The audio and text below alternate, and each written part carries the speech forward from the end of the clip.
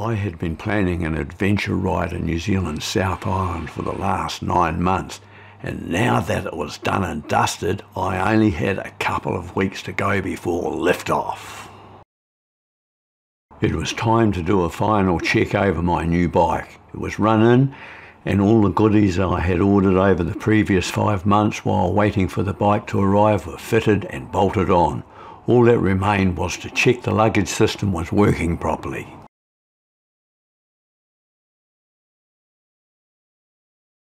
Dan and Steve were to join me on the adventure. Then Cyclone Gabrielle happened and turned everything pear-shaped. I went to bed at 11:30 on the 13th of February, and a message from Dan that night, who was on holiday in the South Island with his wife, said, "Trip cancelled, lost everything." A couple of days later I was able to head out to Dan's place in the Wairau Valley where Cyclone Gabrielle swathed its carnage. The devastation that came down from the hills had sent a 3-metre wall of water through the Wairau Valley. I was appalled beyond belief what I saw. It had to be seen to be believed. 3 or 4 days had passed since the catastrophe, and already what New Zealanders do best had kicked in. Volunteers from all over the North Island had started clearing roads, and diggers were gaining access to destroyed properties. It was only a couple of kilometres up the start of the Taupo Road to Dan's place. It's staggering and incomprehensible to think 3 metres of water roared down this valley, leaving all the silt behind.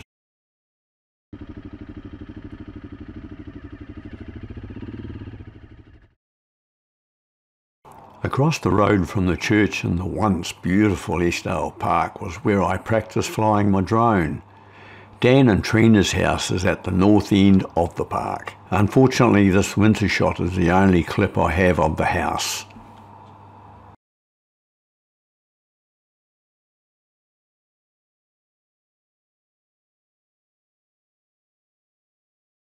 I couldn't begin to imagine coming home from a holiday to this.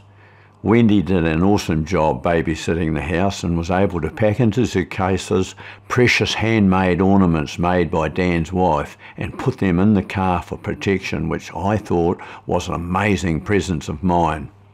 It took hours and hours to open the car and remove the suitcases. Dan parked his 3 bikes side by side in his workshop just here. A Ducati Dharma 900 was on the far side and a BMW 650 between the 1250 Ducati Multistrada on this side. The fine river silt even got into the engines through the air filters. There was also another small Suzuki next to the shed out the back. It was heartbreaking work.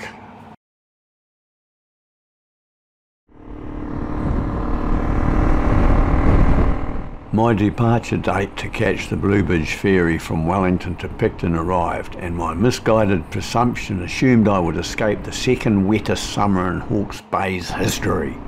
Little did I know what the weather gods had waiting for me.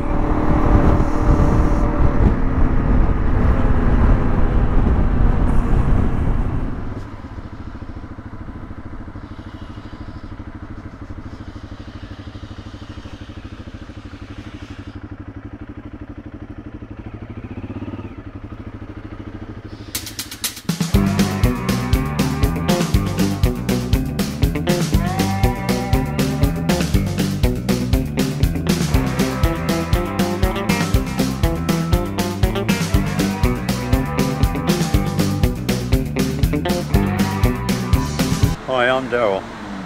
Thanks for dropping by and welcome to my channel Kiwi Adventurer, which is about showcasing New Zealand's best roads, places to go and camping. I've just arrived in Wellington and it should be a pretty happy occasion, but I'm a little bit sad at the moment. There's a couple of bikes that have been dug out of 2 metres of sand and river silt in the Hawke's Bay tragedy, and they were my mates that were coming with me on this journey down the South Island. So Yeah, it's, it really is sad. But anyway, here's the plan.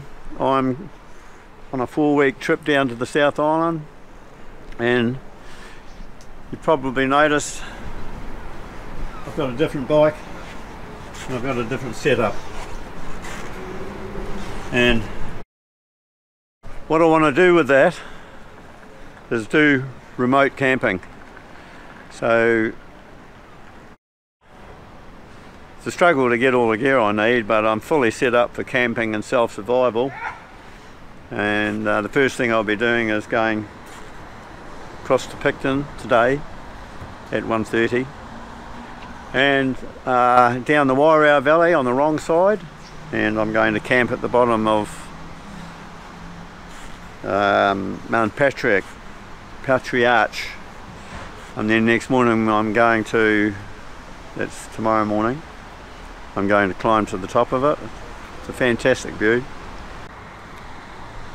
I did mean to add to my intro something that concerns me. My valued subscribers, I want to thank you.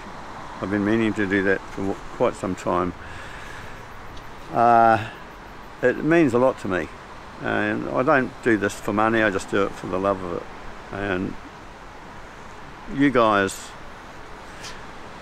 make it worthwhile. It's just the icing on the cake, and I love you for it, so thank you for that.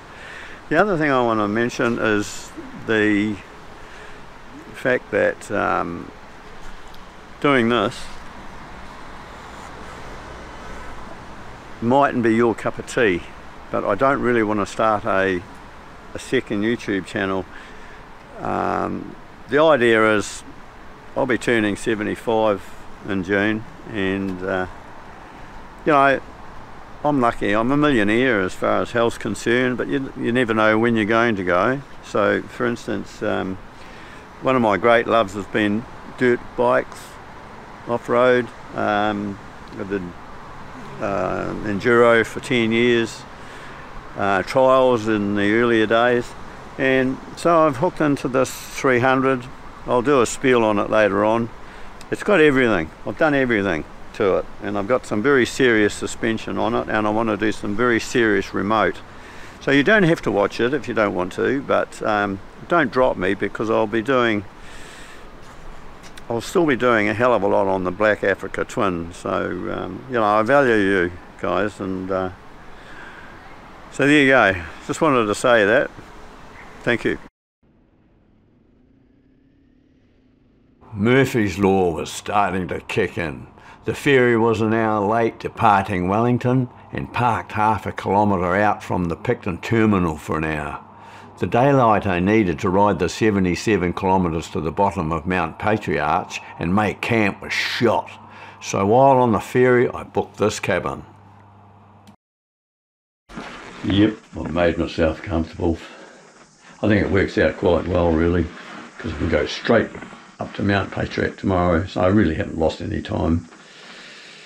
Just the 77k I've lost, and I can make that up by going early in the morning.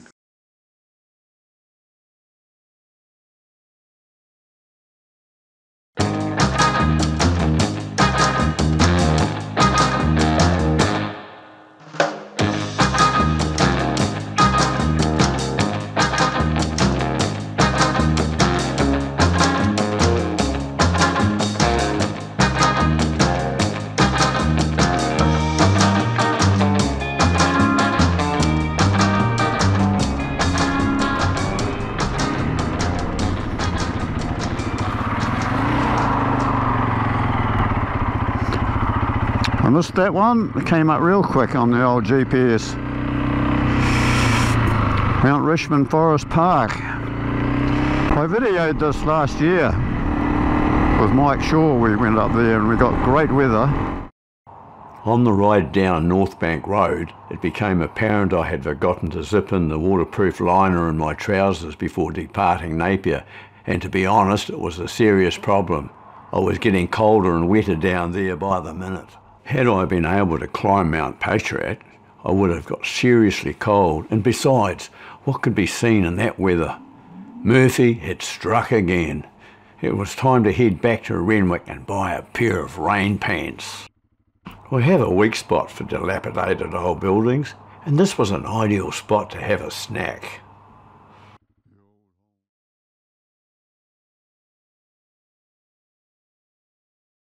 I fueled up at Renwick and bought a pair of waterproof overpants, and now we're heading to the Rainbow Turnoff, 35 kilometres further on.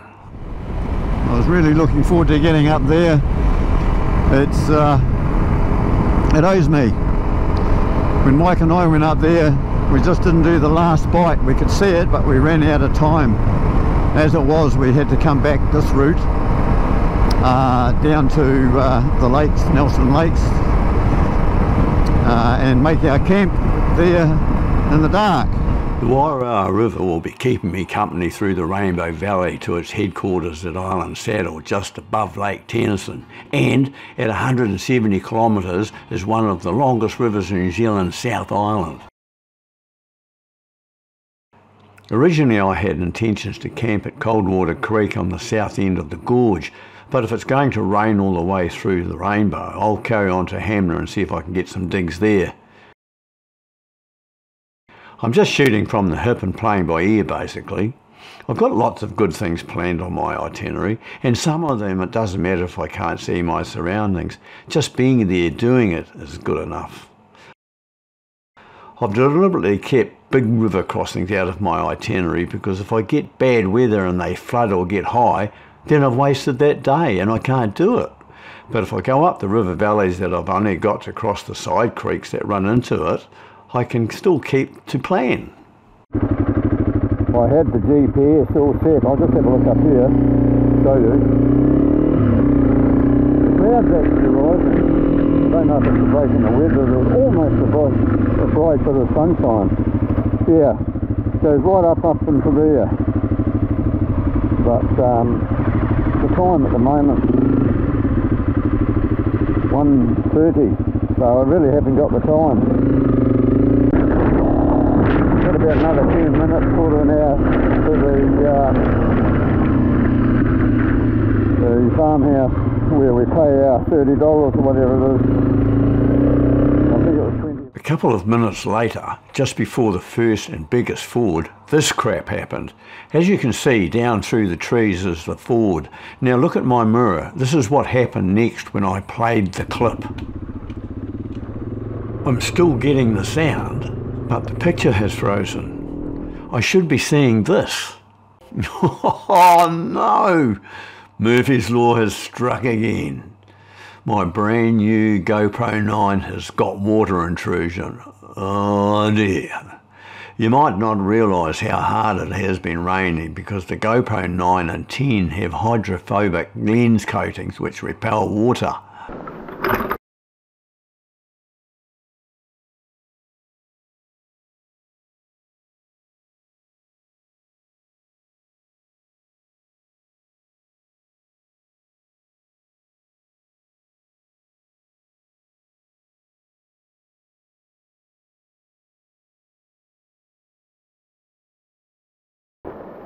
Can't do this with Blacky.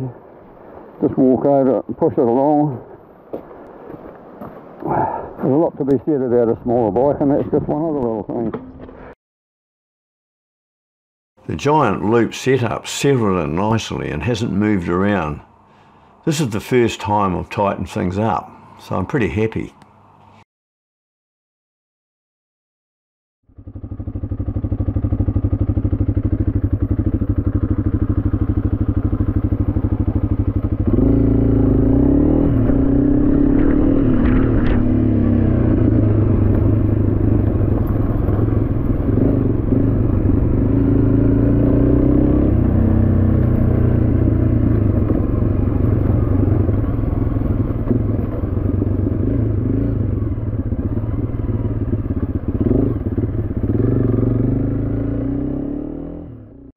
There's the Wairau River going past. This is just another stream coming into it. Nice.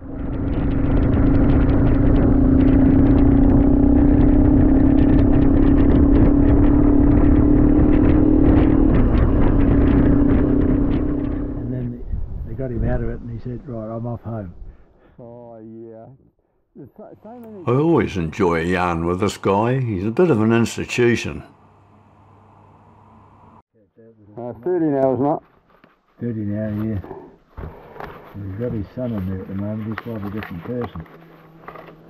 It's interesting how the place got damaged again after that last big one. The road? It got damaged this year again, didn't it? Yeah. We've had, in January, it washed out.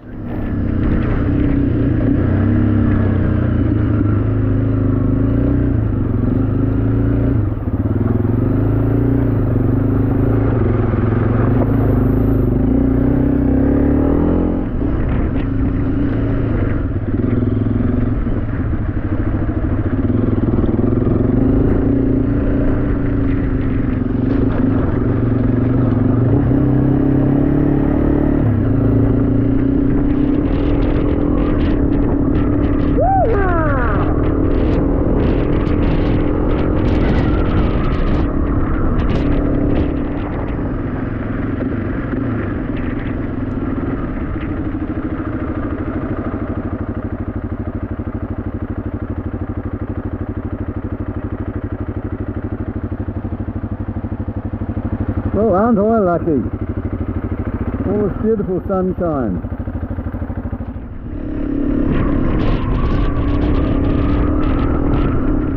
It wasn't long before the sun was swallowed up by the horizon dimming rain and low cloud, but I didn't have a care in the world and I was feeling good. The rain was the least of my concern. Surrounded by lofty mountains of the Pakistani style and a beautifully handling bike, the moment was mine and mine alone. I had my rhythm and I was going for it. It was so easy to go hard without the fear of overstepping the mark and hurting on the 300.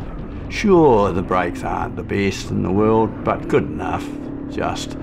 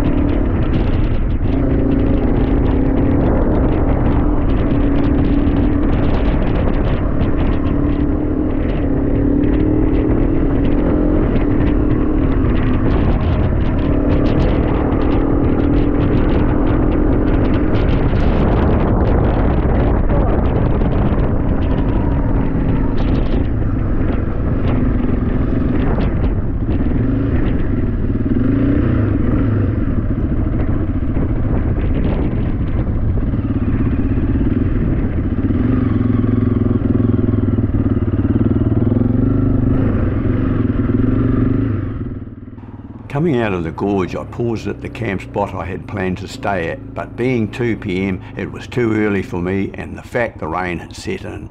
So I paused and enjoyed the ambience of a delightful clearing bordered by the charismatic cold water creek that flowed under the bridge I would cross when my indulgence of the moment was quenched. I keep moving on. Yep, beautiful spot.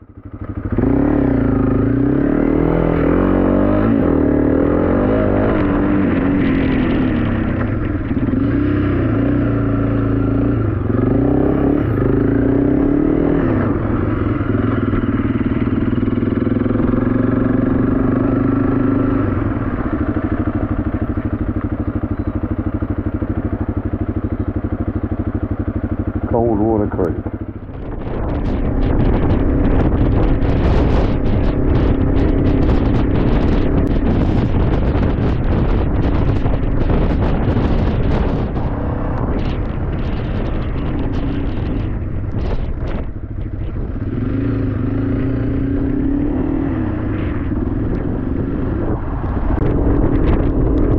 It's always a pleasure having someone holding a gate open, especially in the rain. But it can be a bloody pain sometimes getting off and on a bike.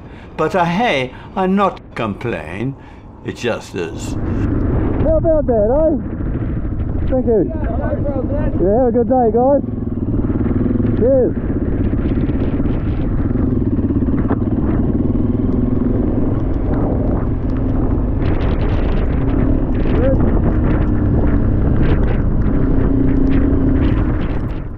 Further down the road, more of what looked like wet pushbike riders, hopefully geared for the challenge, dotted the rain-sodden road, but all had a smile as we passed by each other.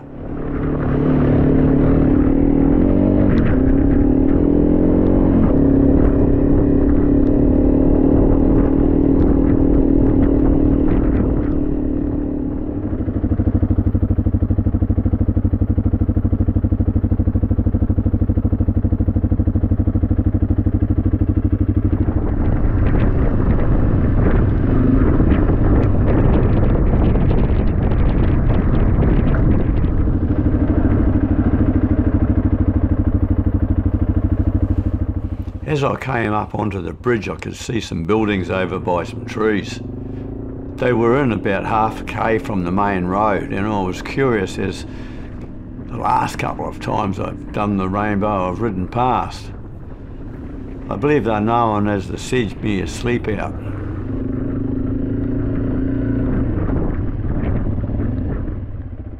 They're not the only ones dotted along the Rainbow roads. Some of them are huts that are quite a way off the road, and I'm not sure if these are first come, first served.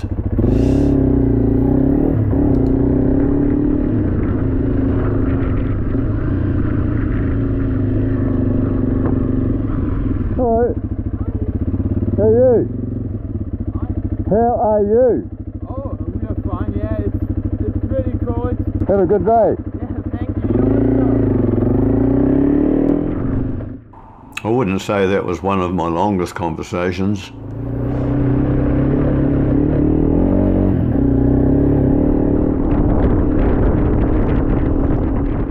Don't even think about taking on the little red router.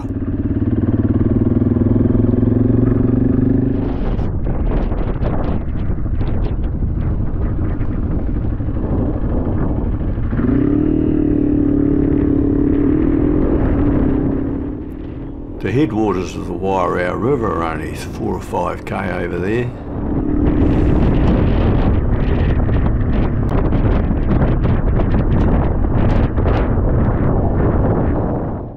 Dropping down from Island Saddle towards Lake Tennyson turn-off, the weather dialed in more rain and the wind turned southerly. I paused at the turn-off but didn't see any advantage spreading my reserves of bodily warmth just to see strong winds tattooing their patterns across a very inhospitable lake which was only a kilometre away. Yep, the weather was stepping up and the little red Honda had trouble pulling top gear.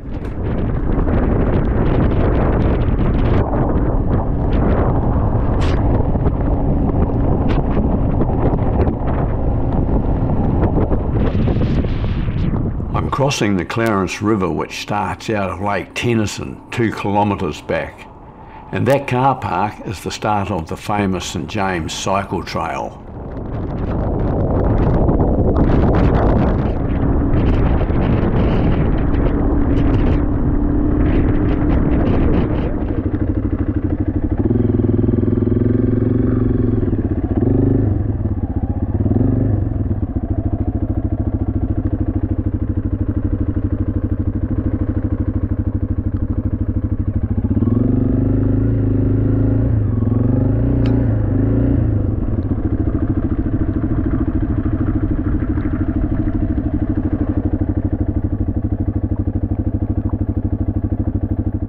I paused where the Molesworth Road met the Rainbow and decided the least line of resistance was for me. Water was finally exploring my neck, so Jack's Pass down to Hanmer it is. I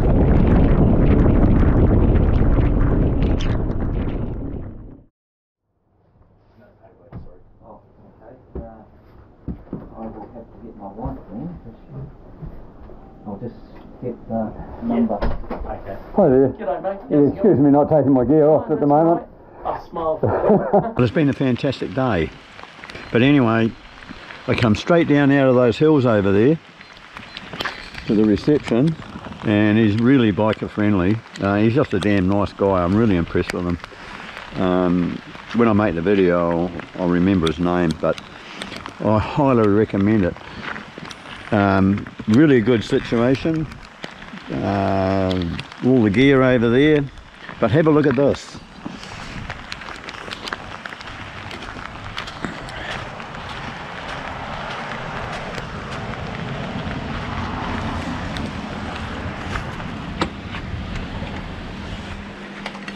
$50. Absolutely good value. $50. You saw what I got last night for $70. I've got to send an email away to Colin, where I'm supposed to be halfway to Kaikoura now, and with weather like this there's no way I'm going over that range into the Clarence, so I'll let them know that I didn't go up there, because they are concerned, particularly if they don't know. Well, they know a fair bit about me now, but yeah, I'll do the right thing on that one, and hopefully the forecast tomorrow is okay, and I'll be able to go up over the range and down into the Clarence. But if it's been raining too much, there's about 25 fords on the one little river that goes down to the Clarence and Forbes Hut. But anyway, that's what adventure riding's all about. You just never know what to expect. If you can predict it, well, yeah, I'd like to predict it. I'd like to know that's all going to go plain sailing, but would it be as much fun? Who knows? See you next time.